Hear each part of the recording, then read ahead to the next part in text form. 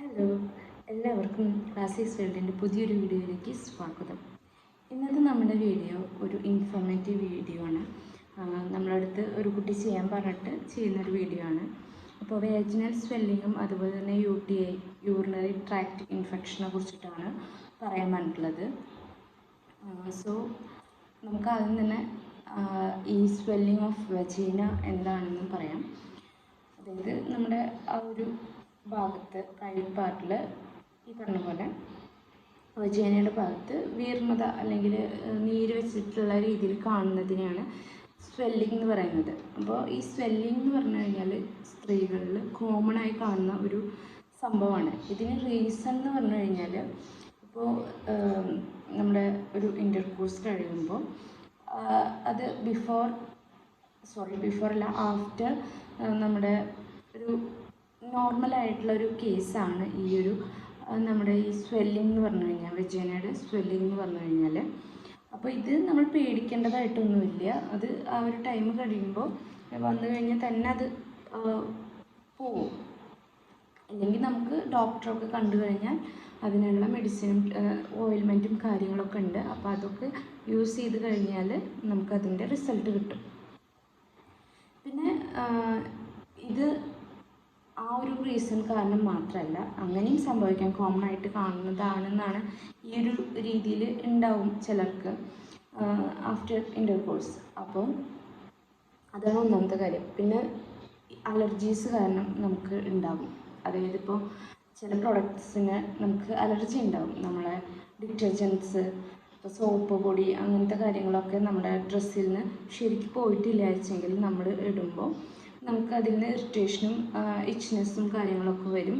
അതുപോലെ തന്നെ ആ ഭാഗം അല്ലെങ്കിൽ അതിൻ്റെ റൗണ്ട് ആ ഒരു ഏരിയയിൽ നമുക്ക് എന്ത് വരും, ഈ സ്വെല്ലിങ് വരാനുള്ള ചാൻസ് ഉണ്ട്.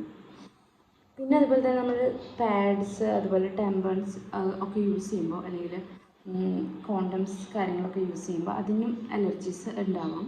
അപ്പോൾ അതും കാരണം നമുക്ക് എന്ത് ചെയ്യും, എഫക്റ്റ് ചെയ്യും നമ്മുടെ വെജീനയുടെ ഏരിയയിൽ സ്വെല്ലിങ് ഉണ്ടാവാനുള്ള കാരണമാണ് അതൊക്കെ. അപ്പം നമ്മൾ എന്താ ചെയ്യേണ്ടത് വെച്ചാൽ മാക്സിമം അതൊക്കെ അവോയ്ഡ് ചെയ്യുക, അങ്ങനെ വരാതിരിക്കാൻ ഉള്ള പ്രൊഡക്ട്സ് യൂസ് ചെയ്യുക.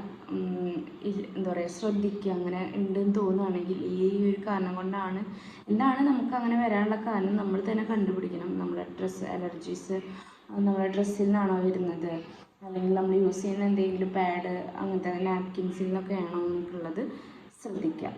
സാനിറ്ററി നാപ്കിൻസിൽ നിന്നൊക്കെയാണോ വരുന്നത് എന്നുള്ളത് ശ്രദ്ധിക്കുക. അപ്പോൾ അതിനനുസരിച്ച് നമ്മൾ റിമൂവ് ചെയ്യുക, നമ്മൾ എന്ത് കാര്യമാണെന്നുള്ളത് അത് അവോയ്ഡ് ചെയ്യുക. Okay, if you had any infections associated with these are can also swelling of vagina like candidiasis and fungal infection, bacterial vaginosis. അതായത് നമുക്ക് ഇപ്പോൾ കാൻഡിഡയാസിസ് എന്നൊക്കെ പറഞ്ഞു കഴിഞ്ഞാൽ ഒരു കണ്ടീഷനാണ് നമ്മുടെ ഇതിലുള്ളത്. അതുപോലെ തന്നെ ഫംഗൽ ഇൻഫെക്ഷനും ബാക്ടീരിയൽ വെജനോസിസ് ഒക്കെ ഉണ്ടെങ്കിൽ നമ്മുടെ ഇതിൽ ബാക്ടീരിയ ഒക്കെ ഉണ്ടാവുമല്ലോ. അപ്പോൾ അങ്ങനെയൊക്കെ വരുമ്പോൾ ഓൾറെഡി നമുക്ക് അത് കാരണം ഈ ഒരു സ്വെല്ലിങ് ഇൻഫെക്ഷൻസ് ഉള്ള അതിനോട് റിലേറ്റ് ചെയ്തിട്ടും നമുക്ക് സ്വെല്ലിങ്ങും കാര്യങ്ങളൊക്കെ ഉണ്ടാവും. അതുപോലെ തന്നെ നമ്മൾ സെക്ഷലി ട്രാൻസ്മിറ്റ് ചെയ്യുന്ന ഡിസീസസും ഉണ്ടാവാം. പിന്നെന്താ, ഈ പറഞ്ഞ പോലെ നമ്മൾ ആഫ്റ്റർ വാഷൊക്കെ ചെയ്ത് കഴിഞ്ഞാൽ യൂറിനേറ്റ് ചെയ്ത് കഴിഞ്ഞിട്ട് വാഷ് ചെയ്യുമ്പോൾ പ്രോപ്പറായിട്ട് വാഷ് ചെയ്തില്ലെങ്കിൽ ഈ പറഞ്ഞ പോലെ ബാക്ടീരിയ ഒക്കെ ഇരുന്നിട്ട് വാഷ് ചെയ്ത് വൈപ്പ് ചെയ്തില്ലെങ്കിൽ നമ്മൾ ബാക്ടീരിയ ഒക്കെ ഇരുന്നിട്ട് ഇതുപോലെ ഫംഗസും കാര്യങ്ങളൊക്കെ വന്നിട്ട് ഇതുപോലെ സ്വെല്ലിങ് വരാനുള്ള ചാൻസ് കൂടുതലാണ്. അപ്പോൾ അതൊക്കെ നന്നായി ശ്രദ്ധിക്കുക. അതുപോലെ നിങ്ങൾക്ക് ഇച്ച്നെസ്സും അതുപോലെ തന്നെ ഡിസ്ചാർജൊക്കെ ഉണ്ടെങ്കിൽ നിങ്ങൾ എന്തായാലും ഇതും എന്താ പറയുക, നമ്മൾ സ്വെല്ലിങ് ഉണ്ടാവാൻ ലീഡ് ചെയ്യും. അപ്പോൾ നിങ്ങൾ എന്തായാലും ഇങ്ങനെ ബുദ്ധിമുട്ടുണ്ടെന്ന് കാണുകയാണെങ്കിൽ ഒരു ഗൈനക്കോളജിസ്റ്റിനെ കാണേണ്ടത് അത്യാവശ്യമാണ്. ഫോളോ അപ്പ് ചെയ്യുക. അവർ പറയുന്ന മെഡിസിനോ അല്ലെങ്കിൽ ഓയിൽമെൻറ്റോ കാര്യങ്ങളൊക്കെ ട്രീറ്റ്മെൻറ്റ് എടുത്തിട്ട് നമ്മൾ ചെയ്ത് നമ്മൾ റെഡിയാക്കി എടുക്കുക. ഓക്കെ, പിന്നെ ഞാൻ പറഞ്ഞത് കോസസ് എന്ന് പറഞ്ഞാൽ ഇതുണ്ടാവാനുള്ള കാര്യങ്ങൾ എന്ന് പറഞ്ഞു കഴിഞ്ഞാൽ ഒന്ന് അലർജി, പ്രൊഡക്ട്സിനുള്ള അലർജി, പിന്നെ ഇൻഫെക്ഷൻസ് കാരണം, അല്ലെങ്കിൽ പിന്നെ STI സെക്ഷൽ ട്രാൻസ്മിറ്റഡ് ഇൻഫെക്ഷൻസും ആവാം. ഓക്കെ, ഇനി ഈ പറഞ്ഞ പോലെ വാജിനൽ ഡിസ്ചാർജോ വാജിനൽ ഇച്ചിങ്ങോ ഉണ്ടെങ്കിൽ എന്തായാലും ഡോക്ടറെ കാണണം. ഇത്രയും കാര്യങ്ങളാണ് നമുക്ക് സ്വെല്ലിങ്ങിനെ കുറിച്ച് പറയാനുള്ളത്. അപ്പം ഞാൻ അതിൽ പറയാൻ വിട്ട കാര്യമാണ്, നമ്മൾ പ്രഗ്നൻസി ടൈമിൽ ഈ പറഞ്ഞ പോലെ സ്വെല്ലിങ് കാണാൻ ചാൻസ് ഉണ്ട്. അത് നമ്മുടെ യൂട്രസ് സർവിക്സൊക്കെ വലുതാവുന്നതിനനുസരിച്ചിട്ട്, അതുപോലെ നമ്മളെ ഡെലിവറിയോട് അടുക്കുന്നതിനനുസരിച്ചിട്ടൊക്കെ ഈ പറഞ്ഞ പോലെ ഇങ്ങനെ കാണാവുന്നതാണ്. ഇതുപോലെ ചെറിയ രീതിയിൽ വീർപ്പ് കാണാം. അപ്പോൾ നിങ്ങൾ അങ്ങനെ ബുദ്ധിമുട്ടുണ്ട് വെച്ചെങ്കിൽ എന്തായാലും ഡോക്ടറെ കാണാം. ഡോക്ടർ അതിനുള്ള കാര്യങ്ങൾ പറഞ്ഞു തരും.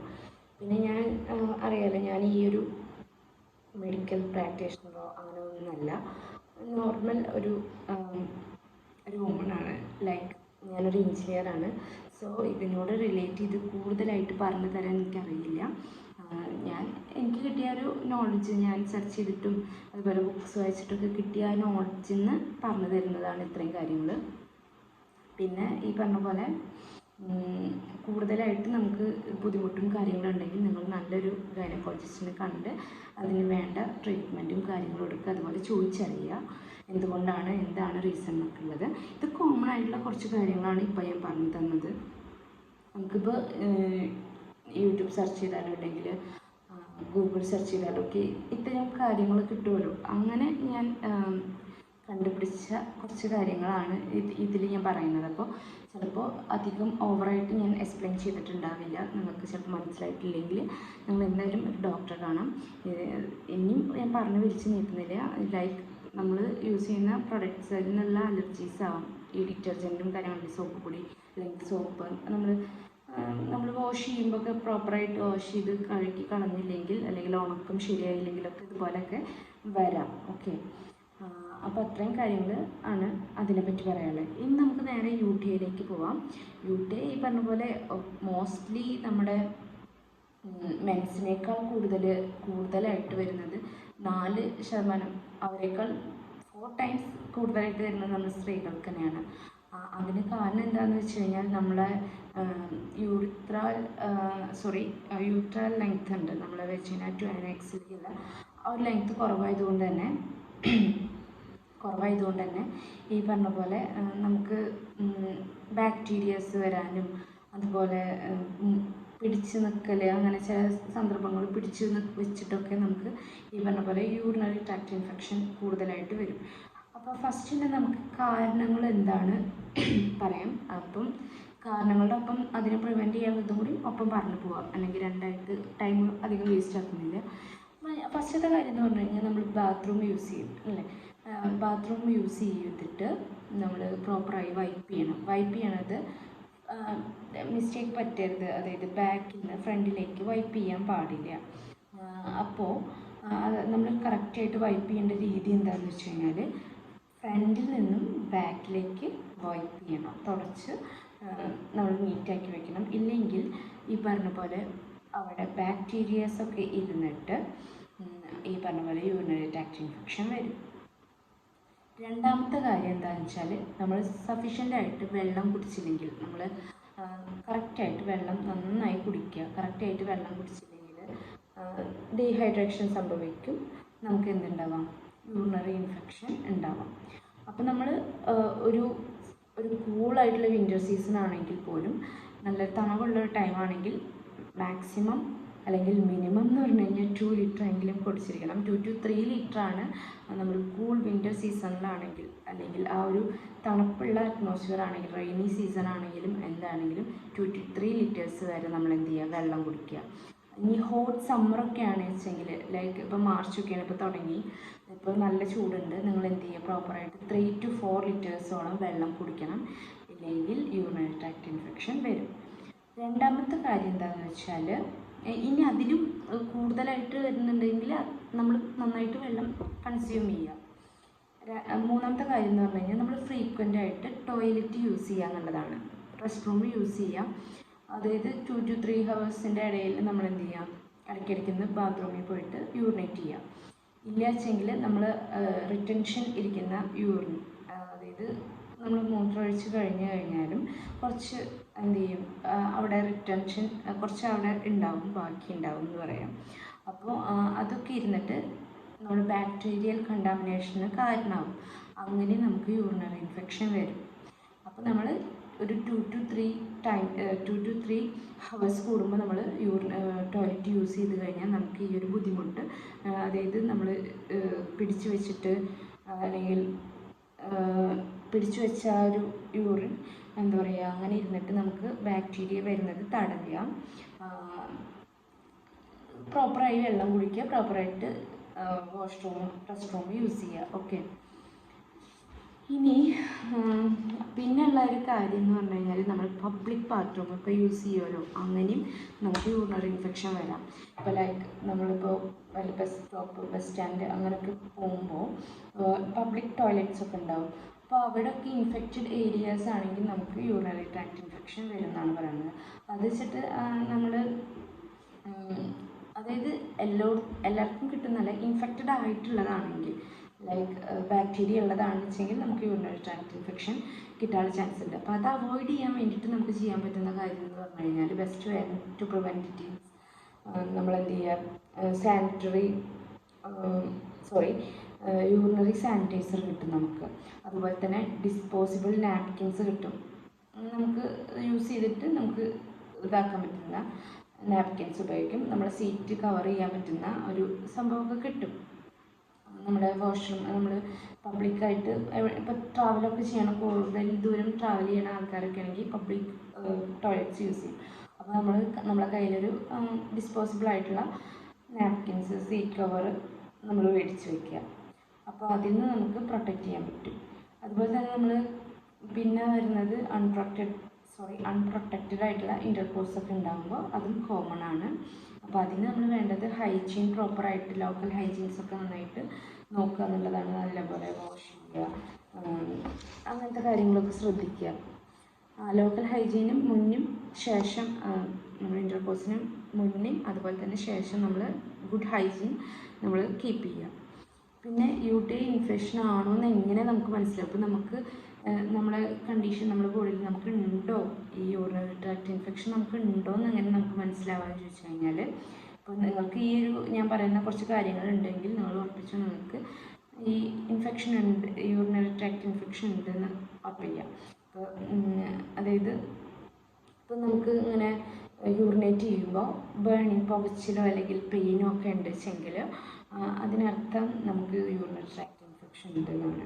അതുപോലെ തന്നെ നിങ്ങൾക്ക് പനി, ടയേർഡ്നെസ് അങ്ങനത്തെ ഒക്കെ ഇത് ഫീൽ ചെയ്യുന്നുണ്ട് എന്ന് വിചാരിക്കുക. ഇതുമായി റിലേറ്റ് ചെയ്തിട്ട് പെയിൻ ഉണ്ട്, അതുപോലെ പനിയുണ്ട്, നമ്മളെ ഈ ബോഡി വീക്കായി തോന്നുന്നുണ്ടെങ്കിൽ നമുക്ക് യൂറിനറി ട്രാക്ട് ഇൻഫെക്ഷൻ ഉണ്ടാവും. അതുപോലെ തന്നെ നമ്മൾ ഇടയ്ക്കിടയ്ക്ക് നമുക്ക് ഇങ്ങനെ മൂത്രമൊഴിക്കാൻ മുട്ടിക്കൊണ്ടിരിക്കുക, അർജൻറ്റ് ടു പി, യൂറിനേറ്റ് ചെയ്യണം എന്നുള്ളൊരു തോന്നൽ വരിക. അതുപോലെ തന്നെ pressure in your lower belly, നമ്മുടെ അടിവയറിൻ്റെ ഭാഗത്തൊരു പ്രഷർ ഫീൽ ചെയ്യുക. പിന്നെ യൂറിൻ ദാറ്റ് സ്മെൽ ബാഡ്, നമ്മൾ മൂത്രമൊഴിക്കുമ്പോൾ ഭയങ്കര കുത്തണ മണം അങ്ങനെ ഉണ്ടാവുക. അല്ലെങ്കിൽ യൂറിനേറ്റ് ചെയ്തത് കാണുമ്പോൾ, അതായത് യൂറിൻ കാണുമ്പോൾ look cloudy or reddish colour, ഒരു റെഡ് കളർ അല്ലെങ്കിൽ ക്ലൗഡി ആയിട്ടുള്ള ഒരു അറ്റ്മോസ്ഫിയർ ആണെങ്കിൽ ഉറപ്പിച്ചോ you have urinary tract infection. Okay, pain in your back or side below the rib, നമ്മുടെ അരക്കെട്ടിൻ്റെ ഒക്കെ താഴത്തേക്കായിട്ട് സൈഡിലോ ബാക്കിലൊക്കെ പെയിൻ ഉണ്ട് വെച്ചെങ്കിൽ നമുക്ക് യൂറിനറി ട്രാക്ട് ഇൻഫെക്ഷൻ ഉണ്ടാകും. അല്ലെങ്കിൽ മൂത്രത്തിൽ കല്ല് എന്നൊക്കെ പറയും, അങ്ങനത്തെ സംഭവം ഉണ്ട്. പിന്നെ ഈ നേരത്തെ ഞാൻ പറഞ്ഞ പോലെ തന്നെ മെൻസിനേക്കാൾ കൂടുതൽ കാണുന്നത് ആർക്കാണ്? ഗേൾസിൽ തന്നെയാണ്, അല്ലെങ്കിൽ വുമൺസിന് തന്നെയാണ്.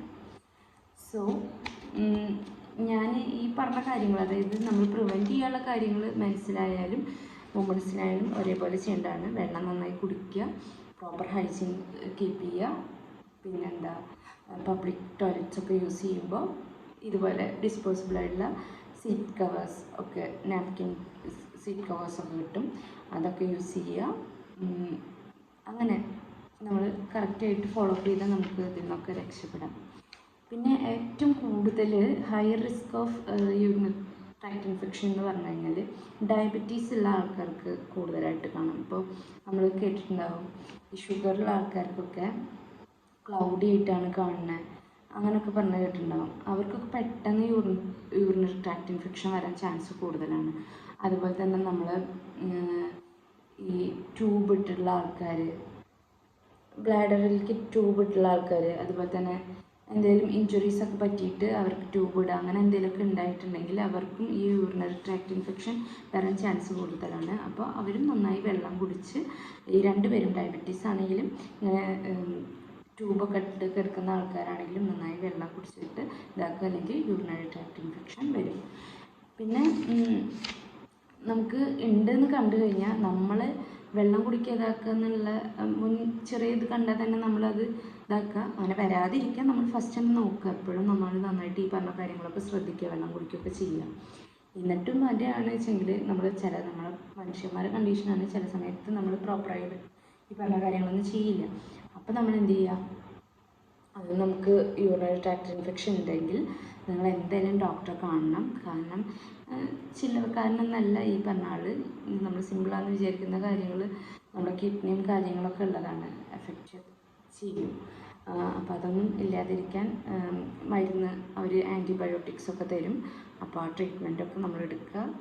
പ്രോപ്പറായിട്ട് കാര്യങ്ങൾ നോക്കിക്കഴിഞ്ഞാൽ എല്ലാം അടിപൊളിയായിട്ട് പോകും. അപ്പോൾ ഇത്രയും കാര്യങ്ങളാണ് സ്വെല്ലിങ്ങിനെ കുറിച്ചിട്ടും വാജിനൽ സ്വെല്ലിങ്ങിനെ കുറിച്ചിട്ടും അതുപോലെ തന്നെ UTIനെ കുറിച്ചിട്ടും എനിക്ക് പറഞ്ഞു തരാനുള്ളത്. അപ്പോൾ ഈ വീഡിയോ നിങ്ങൾക്ക് യൂസ്ഫുൾ ആവുമെന്ന് വിചാരിക്കുന്നു. അപ്പോൾ നമ്മുടെ വീഡിയോസ് കണ്ടവർക്കും ഇഷ്ടമായവർക്കും സബ്സ്ക്രൈബ് ചെയ്തവർക്കും ഒരുപാട് നന്ദി. പിന്നെ കഴിഞ്ഞ വീഡിയോ കുറച്ചധികം റീച്ച് കൂടി, വിവാദങ്ങളിൽ പെട്ടിരിക്കുകയാണ് ഞാൻ. വിവാദങ്ങളിൽ പെട്ടിരിക്കുകയെന്നല്ല, അത് കുറച്ച് അധികം റീച്ചുള്ള വീഡിയോ ആയി. ഞാൻ ചിന്തിക്കുക പോലും ചെയ്യാത്ത കാര്യങ്ങളൊക്കെയാണ് ആൾക്കാർ പറയുന്നത്. ആൾക്കാർ പറയുന്നില്ല, കമൻറ്റ് ചെയ്യാനുള്ള ഇത് ഒപ്പീനിയൻസ് അവരുടെ കാര്യങ്ങൾ സോഷ്യൽ മീഡിയയിലാണ്. അപ്പോൾ അവർക്ക് കമൻറ്റ് ചെയ്യാനുള്ള ഇതൊക്കെ ഉണ്ട്.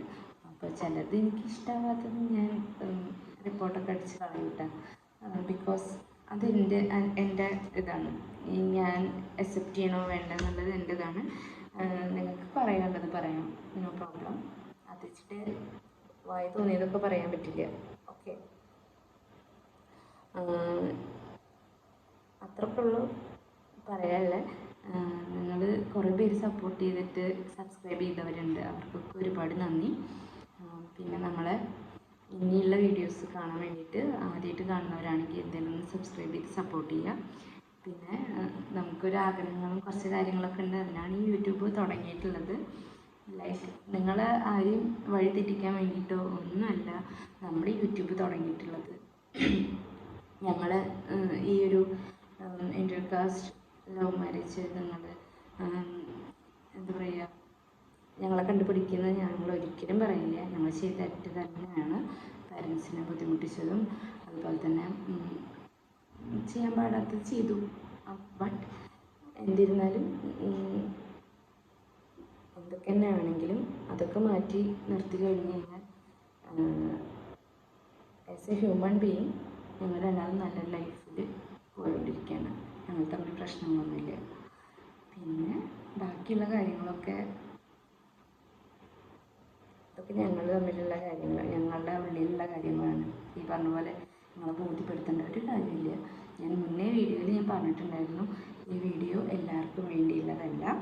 കുറച്ച് പേര് എൻ്റെ അടുത്ത് വീണ്ടും ചോദിച്ചുകൊണ്ടിരിക്കുന്നവരുണ്ട്, മാറും അങ്ങനെ ഉള്ള ആൾക്കാർക്കുള്ള വീഡിയോ ആയിരുന്നു. പിന്നെ അതൊന്നും എല്ലാവർക്കും വേണ്ടിയുള്ളതല്ല എന്ന് ഞാൻ മുൻകൂട്ടി പറഞ്ഞിട്ടുണ്ടായിരുന്നു. ആരെ ബോധിപ്പിക്കാനാണ്, പ്രഹസനാണ്. നിങ്ങൾ ഏത് രീതിയിലാണോ എടുക്കുന്നത് അത് ഓരോരുത്തരുടെ ഇഷ്ടം. ഞാൻ എൻ്റെ വീഡിയോ ചെയ്തു, അത്രേ ഉള്ളൂ. ഞാൻ പറഞ്ഞു എൻ്റെ ലൈഫ് അപ്ഡേറ്റ്സ്. ഞാൻ ആ ഒരു വേ ഓഫ് ഇങ്ങനെയൊക്കെ ആയിക്കഴിഞ്ഞാൽ നല്ലതായിരിക്കും എന്നുള്ളത് കാണിക്കാൻ വേണ്ടി മാത്രമാണ് നമസ്കാരമാണ് എല്ലാവരും ഉൾപ്പെടുത്തിയത്. ബാക്കിയുള്ളവർക്ക് അത് വിഷമമായിട്ടുണ്ടെങ്കിൽ ക്ഷമ ചോദിക്കുന്നു. എൻ്റെ ഭാഗത്ത് മിസ്റ്റേക്കുകൾ ഉണ്ടായിട്ടുണ്ട്. അപ്പോൾ അതിനെപ്പറ്റി കൂടുതലായിട്ട് സംസാരിക്കുന്നില്ല. ഈ ടോപ്പിക്കിൽ അത് വരേണ്ടതേ അല്ല. എനിവേ, ഞാനിപ്പോൾ കുറേ ബിസി ആയതുകൊണ്ടാണ് വീഡിയോ ഒന്നും ചെയ്യാൻ പറ്റാത്തത്.